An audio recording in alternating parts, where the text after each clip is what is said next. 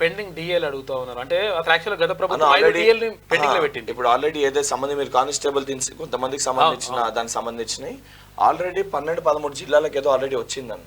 ఈ తక్కినవన్నీ కూడా అంటే ముఖ్యంగా ఆలోచించేది ఏంటంటే మేము చెయ్యము ఇది కాదు అని చెప్పని గత ప్రభుత్వం ఇక్కడ మొండిగా మాట్లాడతలేదు.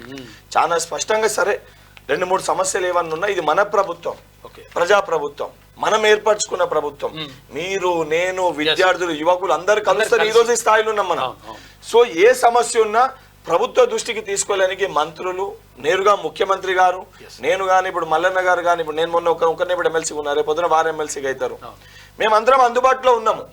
అండ్ ఇంకోటి ఎక్కడైనా సమస్య ఉందంటే గత ప్రభుత్వంలో వెళ్ళడానికి భయపడుతుండే. నేను ఎమ్మెల్సీ అయినాక నేను ఉస్మానియా యూనివర్సిటీకి పోయి సమస్యలు ఏందని అడిగి తెలుసుకున్నాను. చిక్కడపల్లి సెంట్రల్ లైబ్రరీకి ఇదే జియో 46 ఏదైతే మా సోదరులు నా పైన మాట్లాడిన వెళ్ళి తిట్లు కూడా విన్నాను. ఎందుకంటే వాళ్ళకి మన హక్కు ఉంది, వాళ్ళ బాధని పట్టించుకోవాల్సిన బాధ్యత మన పైన ఉంది కాబట్టి వాళ్ళ మనని అనే హక్కు ఉంది. కానీ దీన్ని రాజకీయ లబ్ధి కోసం వాడుకొని 100 రోజుల కాంగ్రెస్ ప్రభుత్వం ఏం చేసింది, 100 రోజుల కాంగ్రెస్ ప్రభుత్వం ఏం చేసిందంటే గుండెల పైన చేతేసుకొని చెప్పని ఈ రోజు సమస్యలు ఏవైతున్నాయో టీఎస్పీఎస్సీ కానీ, గురుకుల బోర్డు కానీ, సంబంధించిన పోలీస్ రిక్రూట్మెంట్ బోర్డు కానీ, ఇతర అన్ని బోర్డుల దగ్గరికి బల్మూరి వెంకట్ ఎమ్మెల్సీ అయినకు రాలేదా? ఏ సమస్యని పరిష్కరించలేదా? ఏ సమస్యని పట్టించుకోలేదా? ఏ సమస్య పైన మాట్లాడలేదా?